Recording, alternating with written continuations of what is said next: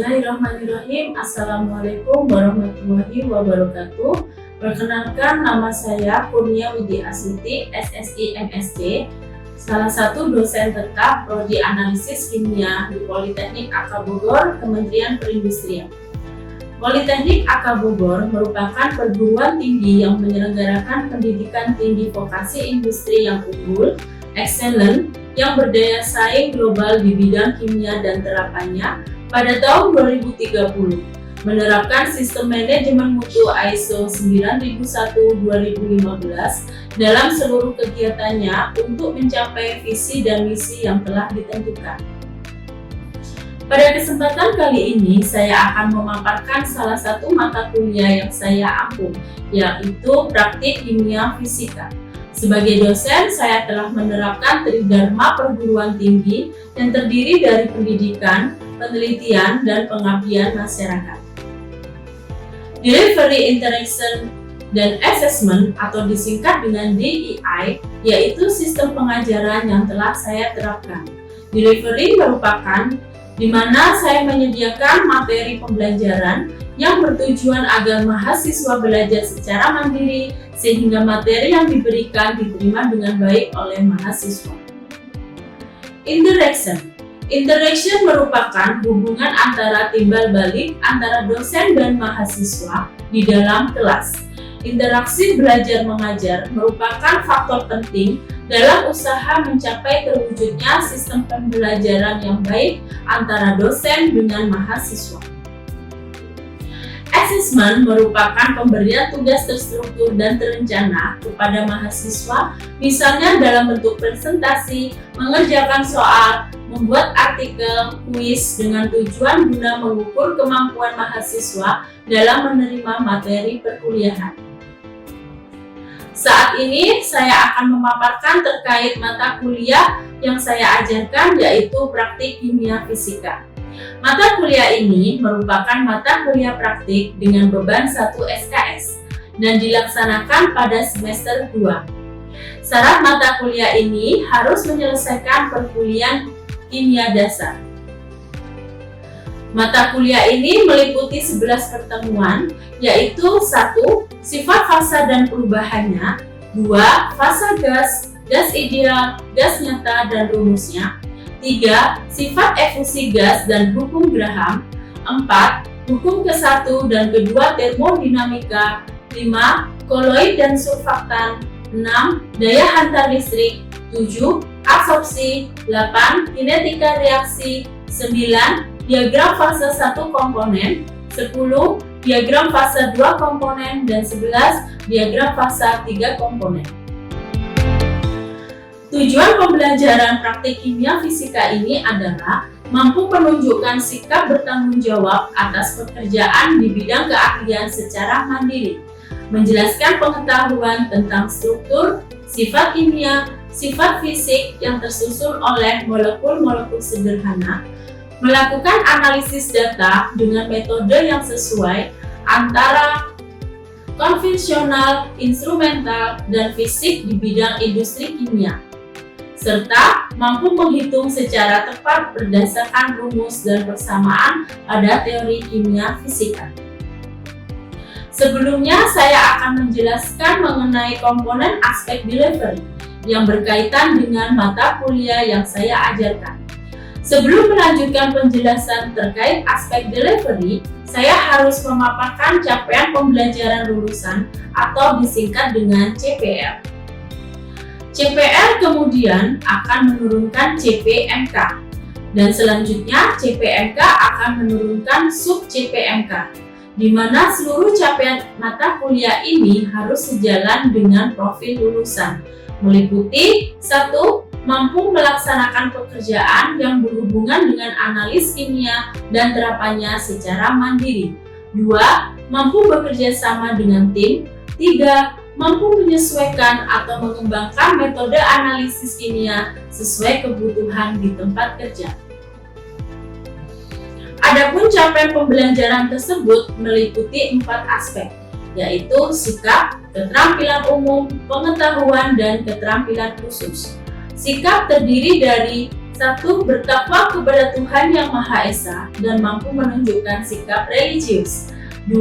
Menjunjung tinggi nilai kemanusiaan dalam menjalankan tugas berdasarkan agama, moral, dan etika.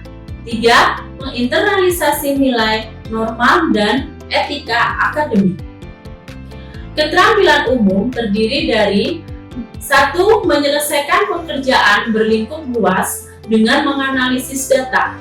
2. Menunjukkan kinerja dengan mutu dan kuantitas yang terukur.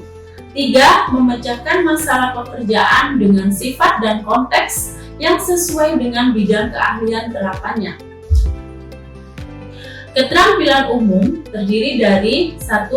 Menyelesaikan pekerjaan berlingkup luas dengan menganalisis data serta metode yang sesuai. 2. Menunjukkan kinerja dengan mutu dan kuantitas yang terukur. 3. Memecahkan masalah pekerjaan dengan sifat dan konteks yang sesuai dengan bidang keahlian terapannya. Pengetahuan terdiri dari menguasai pengetahuan tentang struktur, sifat kimia, sifat fisik, bahan kimia. Kedua, menguasai konsep kimia analis. 3. Menguasai pengetahuan tentang fungsi, cara mengoperasikan instrumen kimia.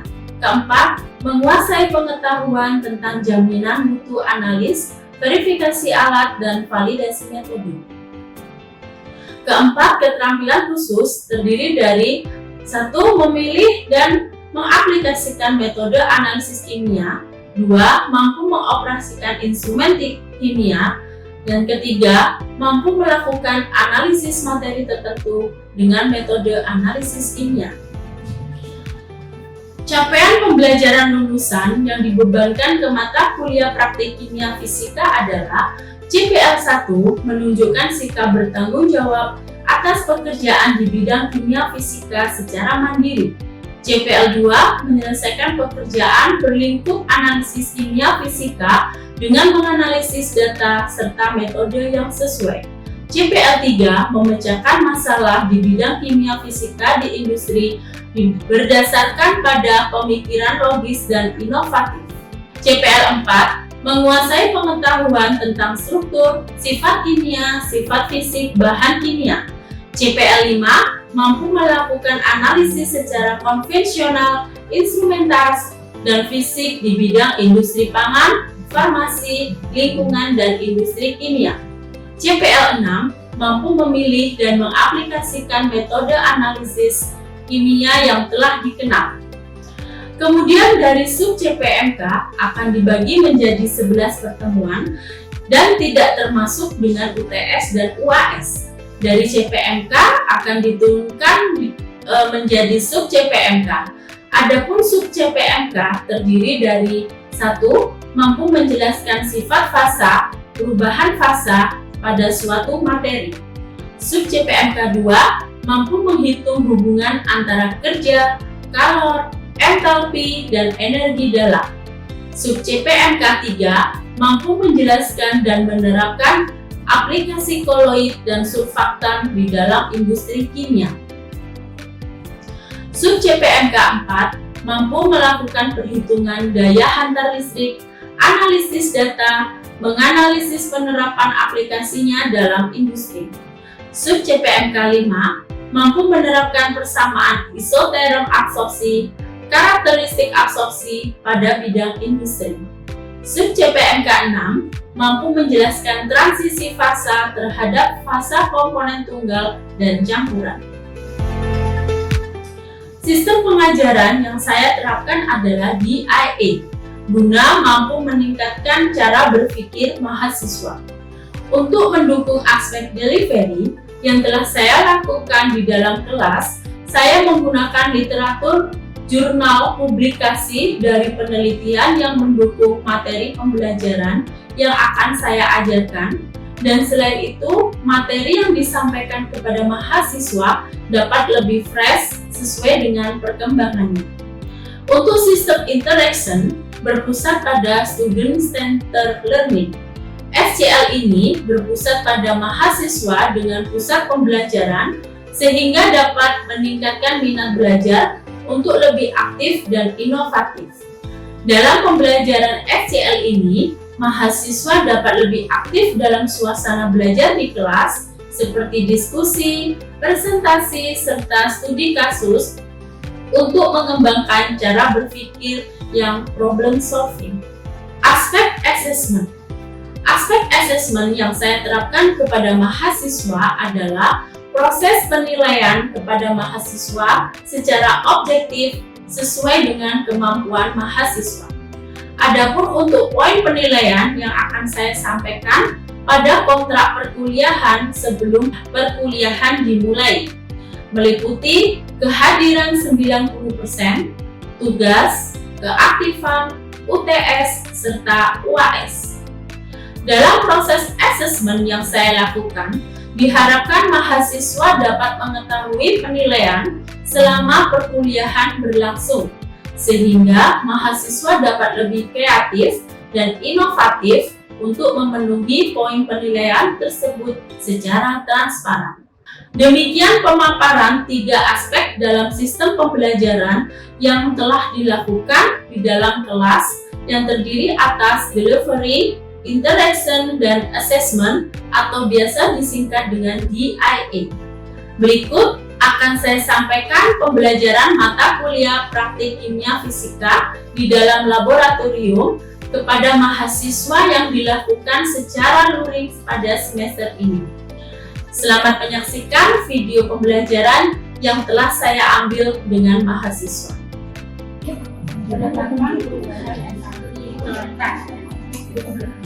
Sebelumnya mungkin kalian sudah bagaimana kalau menggunakan entalpi kelanjutan itu nanti hubungannya dengan yang akan kita praktekkan apa?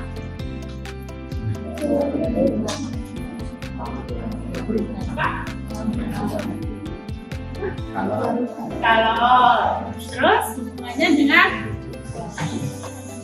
terus selain itu ada kalau kemudian ada praktek ini. Larutan. Larutan itu dipengaruhi oleh apa aja? Suhu, temperatur ya. Nah, jadi di sini larutan itu terdiri atas solut dan air. Ada yang tahu pengertian solut apa dan solvent apa? Solut dulu deh, apa? Kalau solvent? Nah, untuk entalpi larutan ini kita akan hubungannya dengan larutan jenuh. Jadi larutan jenuh merupakan kondisi ketika terbentuknya suatu keseimbangan dinamik ya antara solutnya yang tidak larut dengan yang sudah larut. Jadi terlalu sempurna apakah masih ada endapannya? Masih ada. Nah, kita akan menggunakan persamaan di mana D dan S sama dengan minus delta H sol. Sol itu adalah solut. Kita bagi dengan R-nya, kemudian sampai T. Nah, T ini merupakan temperaturnya. Hubungan antara temperatur dengan lautan.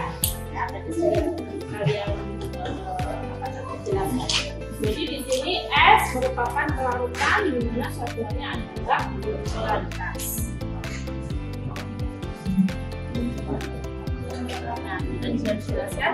Kemudian bagaimana jika kondisinya adalah delta H positif dan bagaimana jika delta H negatif? Hubungannya dengan daya larut dan temperatur. Nah, kalau misalkan delta H positif berarti gimana? Ketika suhunya atau temperaturnya naik, maka daya larutnya naik. Oke, kalau misalkan delta H-nya negatif, semakin tinggi suhu atau temperatur, maka daya larutnya nah, pada praktiknya ada yang percobaan 1 ya, kita kalian yang kita akan memakai alatnya seperti ini. Jadi ada nanti lampu atau sepeda ya, bisa. Kemudian ada tabung, kemudian ini ada ada termometer, kemudian kita isi dengan es dan air.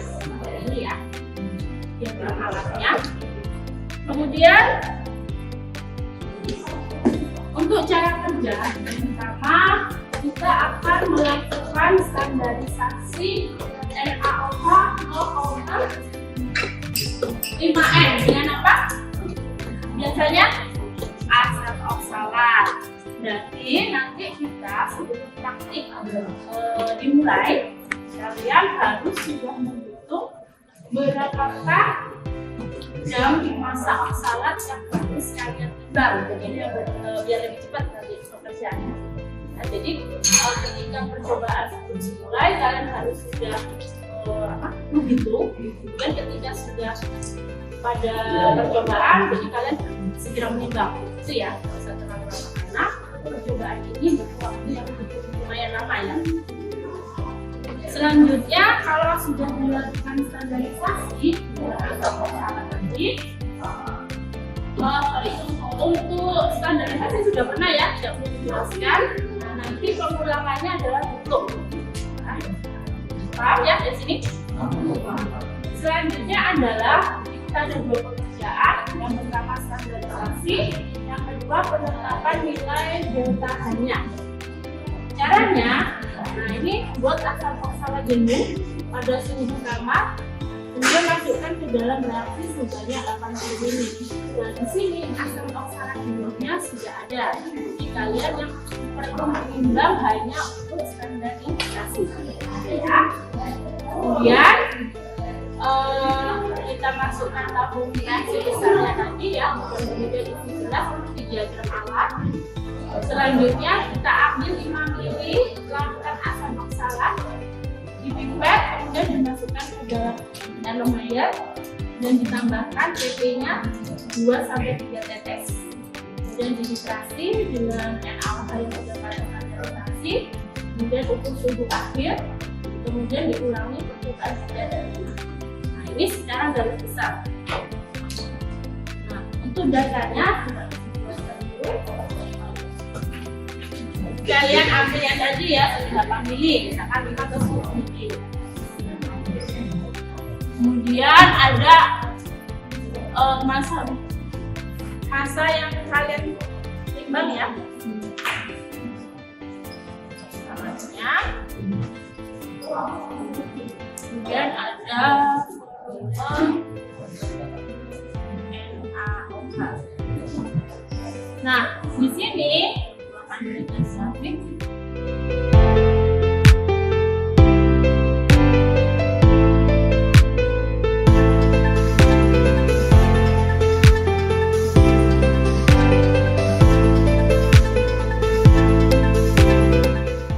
kita akan melakukan dua percobaan ya di sini. Ketika suhu naik, ini kita ambil 5 titik. Nah, kemudian ada suhu turun. Ini juga sama, kita ambil 5 titik. Nah, makanya untuk praktik ini entalpi kelarutan, misalkan kalian setiap kelompok ada 7-8. Nanti langsung kalian bagi. Yang untuk suhu naiknya tim yang mana, untuk suhu yang turun tim yang mana. Jadi ada 2 kelompok kecil biar kalian cepat ya kerjanya. Nah, untuk suhu naik dan suhu turun pekerjaannya sama dengan yang di diktat. Tapi perbedaannya adalah suhu awal dan suhu akhir. Nah, ini kan kita namakan dengan suhu naik. Jadi misalkan ibu memperoleh untuk suhu naik diperoleh pada atau dimulai pada suhu misalkan 10 derajat Celcius. Kalian mulai 10 derajat. Nah, ya. Nah, ini ketika suhu naik setiap 5. Jadi nanti dia akan ke 15. Kemudian nanti akan naik lagi misalkan ke 20, seperti itu ya. Jadi suhu awal kita anggap sama.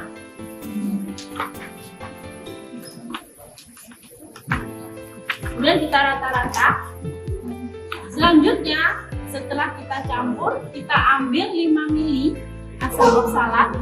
Misalkan ini 5 ya, dari yang alat tadi yang sudah kita buat, 5 ml. Kemudian ketika suhunya sudah mencapai 15, kita ambil sebanyak 5 ml. Kita tambahkan indikator PP, kita titrasi sampai warnanya merah pingpingan ya. Kemudian sampai merah pingpingan baru kita tentukan volume NaOH-nya berapa. Kita titrasi. Kemudian suhunya naik per 5 lagi menjadi 20 sama. Kita ambil sebanyak 5 ml, kita tambahkan indikator PP, kita titrasi, kita hitung berapa volumenya. Itu sampai kalian ambil 5 titik. Ya. Kemudian untuk suhu turun, nah perlu ibu tekankan di sini, ketika kalian mencapai untuk yang suhu naik, misalkan 10 dimulai ya, sudah naik menjadi 15, kita ambil 5 ml. Untuk tabungnya kalian ambil, karena namanya suhu naik, kalau kita dimasukkan es kan turun ya. Jadi kita ambil sampai selisihnya 5 derajat, kita ambil oksalat 5 ml. Nggak masuk itu. Untuk suhu turun berbeda. Misalkan suhu turun pada asam oksalat jenuh yang sudah dibuat, kita ambil, kita ukur suhunya. Kita peroleh misalkan suhu pada suhu ruang ya 26, misalkan 26 derajat Celcius suhu awal, dan kita letakkan di es sama, kita maunya turunnya 5, berarti menjadi 21 derajat Celcius.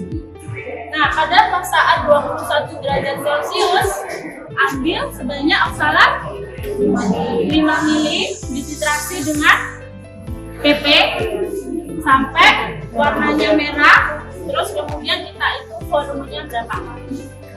Begitu juga kita tetap ya posisinya, kita ukur lagi suhunya awal, misalkan ini menjadi berapa, kita ukur lagi suhu awal, misalkan ini berbeda-beda ya, misalkan ini 27. Nah, ini 5 berarti berapa? 2. Oh iya, 2 ya.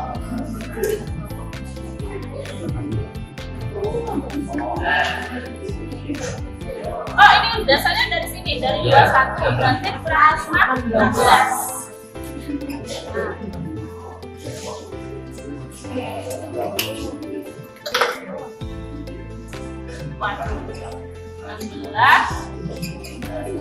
Nah, sama ya, kita ambil oksalat, kita titrasi.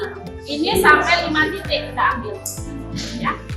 Nah, selanjutnya yang terakhir, kalau sudah kita tentukan tabelnya, grafik.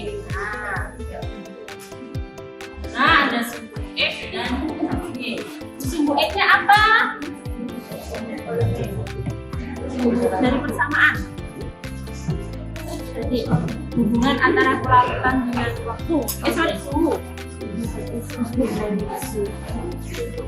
Jadi pelautannya ya D.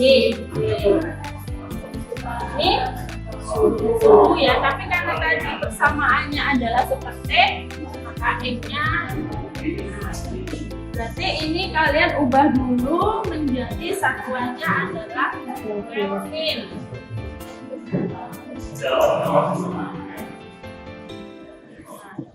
Dan itu terus dari data pengamatan kalian tentukan satu persatu nilai S-nya ya, sebagai sumbu Y, kemudian sumbu X-nya adalah seperti, berarti ini dalam Kelvin ya.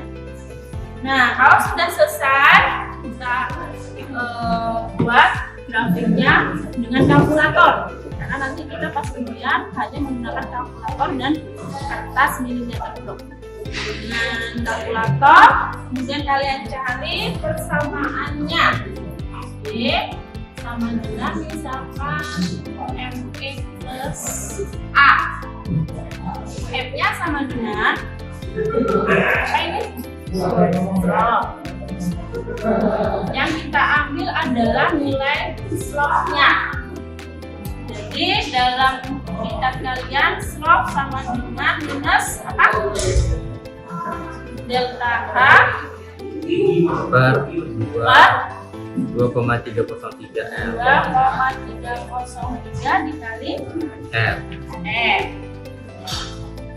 Nah, di sini sudah kita tahu nilai slope-nya dari grafik. Baru kita masukkan delta H ya. Jadi delta H-nya sama dengan ini R-nya berapa? 318. Maka minus delta H-nya. Nah, nanti kalian jelaskan di laporan delta H-nya positif atau negatif.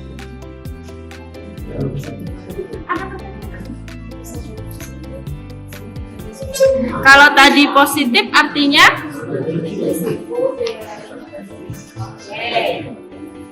delta H positif, makin tinggi B, S-nya naik.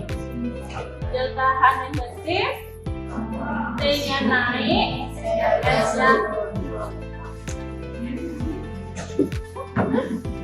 dengan dosennya dalam bukunya. Nanti kalian harus sudah dipersiapkan massa atau gram oksalat yang akan ditinggal. Ya, itu yang pertama, biar cepat pekerjaannya. Yang kedua, harus kalian sudah tentukan mana yang dapat suhu naik, mana yang dapat suhu turun. Itu. Terus habis itu, setelah itu kalian bisa nanti kita sebelum memulai praktik ini, kita bisa di akhir atau setelah praktik kita akan melakukan tes. Jadi ya dipersiapkan ya. Silakan dikerjakan tesnya.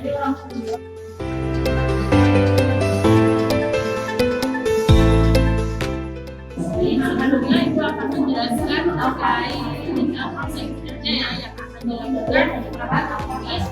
Jadi yang pertama, kalian harus membuat kelompok kecil atau sudah ada di kelompoknya. Nah, kemudian nanti untuk kelompok kecil itu kalian melakukan tersebut naik dan